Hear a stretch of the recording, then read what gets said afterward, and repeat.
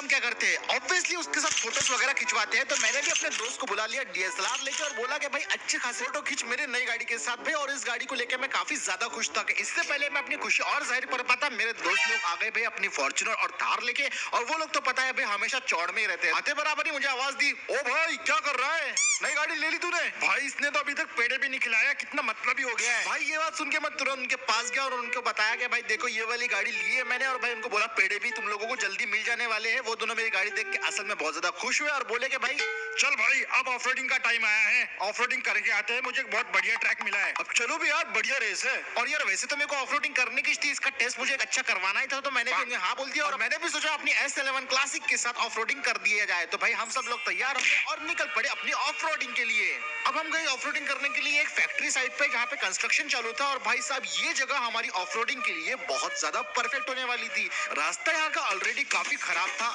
जगह जगह कीचड़ और गड्ढे भरे हुए थे। तो मैंने सोच लिया था भाई आज अपनी गाड़ियों की अच्छी बैंड तो बजने वाली है। और 2 घंटे ड्राइव करने के बाद हम अपनी लोकेशन पे फाइनली पहुंच ही गए दोस्तों। और यहाँ पे एक दिक्कत आज अपनी ये हो रही थी कि हमारे जो एक भाई थे उनको चलाने में दिक्कत हो रही थी फॉर्च्यूनर, पता नहीं क्यों, लेकिन उन्होंने अपनी बेटी की फॉर्च्यूनर लेके आ गए। और यहाँ पे पहुंच के पता चला कि हमारे 2 दोस्त यहाँ पे ऑलरेडी प्रेजेंट है। एक है हमारे कैंपर वाले भाई और एक थे हमारे टोयोटा हाइलक्स वाले भाई। जी हाँ दोस्तों, ये वही इंसान है जिन्होंने 35 लाख रुपए का टोयोटा का पिकअप ट्रक खरीदा है। थोड़ी हाई हेलो करने के बाद हमारे हाइलक्स वाले भाई बोलने लगे, देखो भाई आज अपन मस्ती करने के लिए नहीं आए हैं, यहाँ पे अपन आज करेंगे अच्छे से भयंकर वाली ऑफ रोड रेस। हाँ जी बिल्कुल। वैसे ये बंदा भाई मुझे हमेशा पका देता है। तो मैंने अपने दोस्त से बोला भाई इसे क्यों ले आए, क्या जरूरत थी, अपन काफी नहीं देगा ऑफ रोडिंग करने के लिए तीनों। भाई क्या करूँ, लाना पड़ता है, दोस्ती का सवाल है, अगर तू उसे भूल गया तो फिर तुझे भी भूल जाऊंगा। मुझे तो ये ठसन करने वाला लगता है। तो सब सुना है, ये देखो पूरा ट्रैक है, यहाँ पे गोल गोल अपने को एक लैप पूरा करने का है ऑफ रोडिंग में। फिर अपने को ऐसे जाना है, ऐसे ऐसे जंप मारते हुए, ऐसे इधर से उधर से, ऐसे ऐसे, फिर मुट्ठी चला के ऐसा रपड़ मार के ऐसा ऐसा।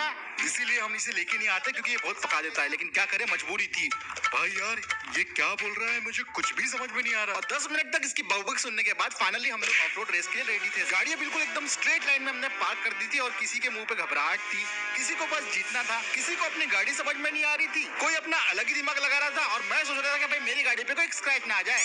और भाई गाड़ी आ गई थी हमारी रेस की। तो भाई हम सब लोगों ने अपनी एक एक करके गाड़ियों को स्टार्ट कर दिया। और भाई गाड़ी स्टार्ट होते से दोस्तों हमारी अल्टीमेट ऑफ रोड रेस शुरू हो गई। और जैसा कि मैंने एक्सपेक्ट किया था, रेस चालू होते से भसड़ शुरू हो गई। जो हमारे हाइलक्स वाले भाई थे मुझे अच्छी तरीके से ठोके जा रहे थे। भाई मुझे आगे बढ़ने का मौका नहीं दिया जा रहा था, लिटरली मेरा रोड ब्लॉक कर रहे थे और मुझे आगे बढ़ने दिया ही नहीं जा रहा था। भाई मेरे पीछे थार वाले भाई भी थे और भाई ये कुछ भी कर सकते थे जीतने के लिए। किसी तरह बाजी मारते हुए कैंपर वाले भाई थोड़े से आगे निकल गए थे। और भाई मैंने सोच लिया कि मैं थोड़ा अपना रास्ता से चेंज कर लेता हूँ। तो मैं थोड़ा लेफ्ट साइड की तरफ हो गया और मेरे पीछे थार वाले भाई भी आ गए। और ट्रैक में तो लिटरली हो हल्ला मचा हुआ था। मतलब थोड़ी देर के बाद मैं देखता हूँ कि यहाँ पे तो जंप्स चालू हो गए और हमारे फॉर्च्यूनर वाले भाई की फॉर्च्यूनर ही बंद हो गई, इतनी जोर से जंप हो गई। लेकिन फिर किसी तरह उन्होंने अपनी गाड़ी को फिर से स्टार्ट किया और रेस में वापस आ गए। ऑलरेडी यहाँ पे कीचड़ की वजह से रास्ता खराब था और हमारे थार वाले भाई ओवरटेक करने के लिए कुछ भी करने को तैयार थे। कैंपर और हाइलक्स की तो अलग ही दुश्मनी चालू थी। लेकिन थोड़ी देर के बाद हाइलक्स ने फाइनली लीड ले ली थी रेस की। उसके पीछे कैंपर, उसके पीछे मैं और फिर थार और सबसे आखिरी में फॉर्च्यूनर थी। भाई अब बारी थी सुपर जंप की, जिसको सबसे पहले हाइलक्स ने अच्छे से क्रॉस कर लिया। उसके बाद कैंपर ने, और जब मेरी जंप की बारी आई तो मैंने थोड़ा स्टाइल से स्लो मोशन में इस जंप को क्रॉस कर लिया भाई। और मेरी S11 क्लासिक ने इसको भरपूर सपोर्ट भी किया। ऐसा एक एक करके हम सारे लोगों ने भाई फटाफट फटाफट फटाफट जंप किया और भाई सब में बहुत मजा आ गया। लेकिन जब थार की जंप की बारी आई तो यहाँ पे कुछ अलग हो गया।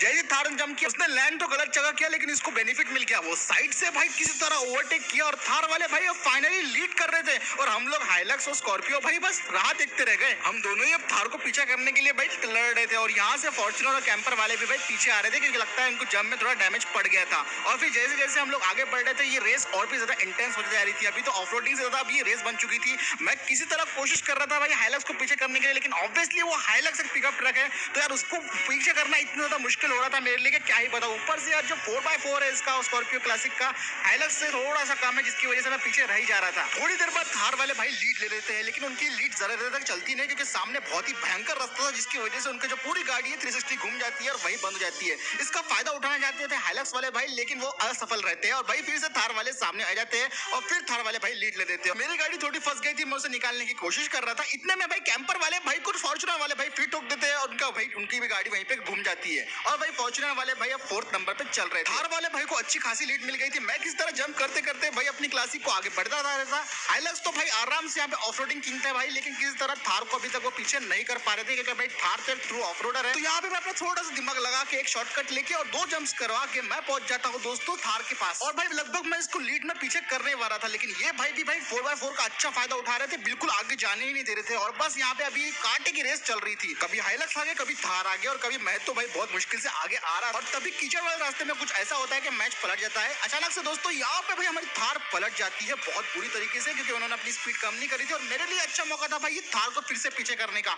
मैं यहाँ पे अपनी गाड़ी को फटक से आगे बढ़ा लेता हूँ। फाइनली मैं सेकंड पोजीशन पे लीड कर रहा था। फोर्थ पे तो फॉर्च्यूनर ही चल रही थी, पता नहीं उन्हें चलाना नहीं आ रहा था। और भाई कैंपर हमारा शायद खराब हो गया था और एक जगह अटक गया था। थार वाले भाई काफी ज्यादा बौखलाए हुए थे, क्योंकि भाई मैंने उनको पीछे कर दिया था, तो वो किसी भी तरह जंप्स करके मुझे पीछे करने की कोशिश कर रहे थे। और मैं कोशिश कर रहा था कि किसी तरह भाई हाइलक्स को मैं पीछे कर दूं, लेकिन अफसोस भाई मैं कितना भी कोशिश कर लूं, हाइलक्स के नजदीक पहुंचने से मेरी स्पीड अचानक से स्लो क्यों हो रही थी यही नहीं समझ में आ रहा था। और थार वाले भाई भी अब पीछे से पूरा जोर लगा रहे थे एडी चोटी का कि मेरे तक पहुंच सके। हाइलक्स, थार और स्कॉर्पियो एसएल क्लासिक, मेरी इन तीनों के बीच में ऐसी बैटल चल रही थी जैसे कहूं फास्ट एंड फ्यूरियस की मूवी। हम लोग एक दूसरे को पीछे करने के लिए कोई भी हद तक जा सकते थे।